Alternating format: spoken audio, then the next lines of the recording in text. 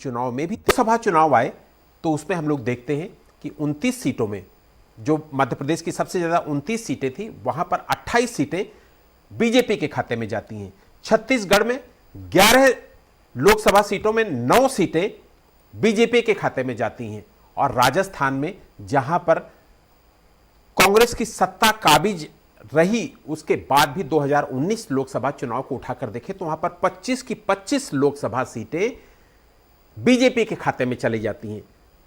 यहां एक साल के अंदर ही मतदाताओं के अंदर ऐसा क्या परिवर्तन हो जाता है कि विधानसभा चुनाव में उनका कोई और फैसला होता है, लोकसभा चुनाव में उनका कोई और फैसला हो जाता है।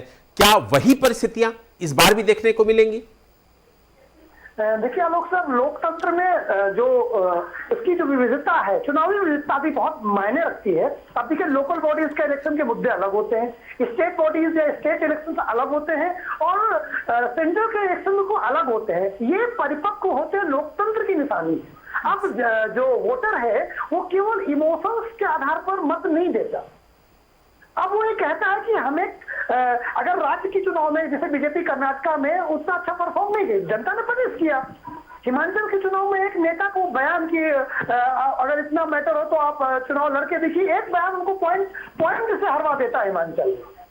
लेकिन बहुत जगहों पर बीजेपी, नॉर्थ ईस्ट में देखिए, कांग्रेस को खत्म करके बीजेपी खड़ी हो जाती है। बंगाल में 18 सीटें लोकसभा में जीतती है। ठीक है, तो जनता अब मैच्योर हो रहा है, उसे डिलीवरी चाहिए।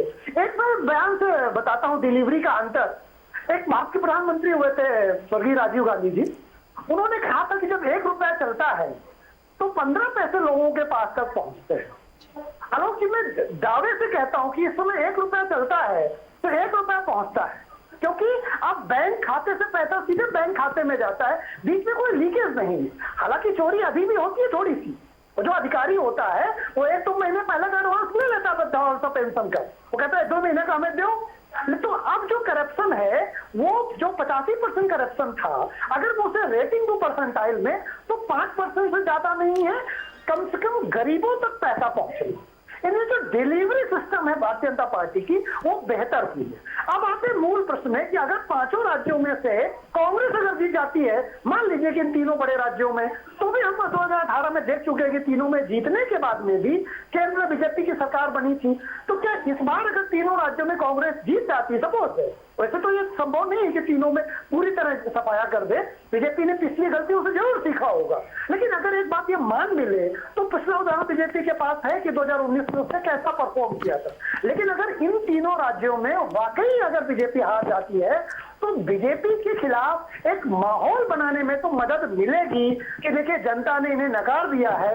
क्योंकि भारत में अगर कोई पंचायत चुनाव भी होता है तो मोदी जी की अपनी परीक्षा होती है। ये तो 5 राज्यों का चुनाव है, अग्नि परीक्षा तो होगी ही होगी। आलोक जी, बिल्कुल। रत्नाकर जी, कल हम लोगों ने 3 शब्द, आज दिल्ली में खबरें चल रही हैं कि अजीत पवार के माध्यम से शरद पवार जी भी एनडीए का पार्ट बनने जा रहे हैं।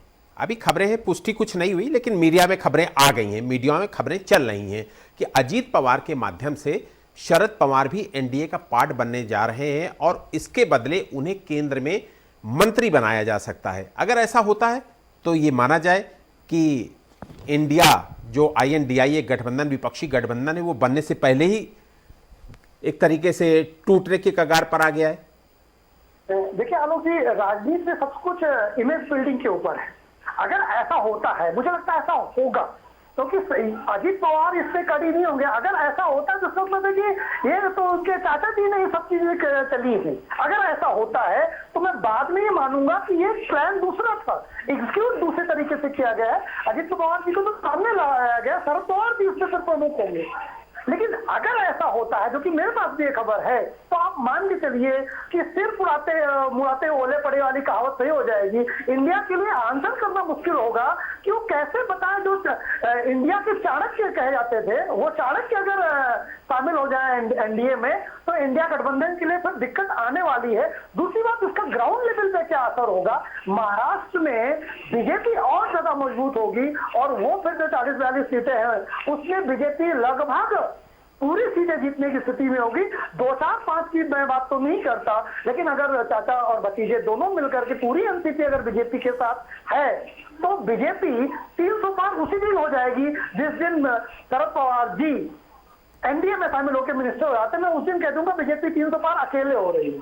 बिल्कुल बिल्कुल बिल्कुल। नीता जी, जी आलोक पांडे, मैं मानता हूं कि लोकसभा और विधानसभा चुनाव को एक तराजू में नहीं तौला जा सकता है, जैसा कि आपने भी कहा। अभी आपकी ही बात पर एक सवाल कर लेते हैं, लेकिन यह एक अजीब सी स्थिति होती है कि जिसमें विधानसभा चुनाव में प्रचंड बहुमत के साथ कांग्रेस आती है और उसको जब कुछ महीनों बाद लोकसभा चुनाव होते हैं तो उसको एक एक सीट के लिए तरसना पड़ता है। एक एक सीट, राजस्थान में एक सीट नहीं मिली, मध्य प्रदेश में सिर्फ एक सीट पर समझौता करना पड़ा, छत्तीसगढ़ में सिर्फ 2 सीटें मिली।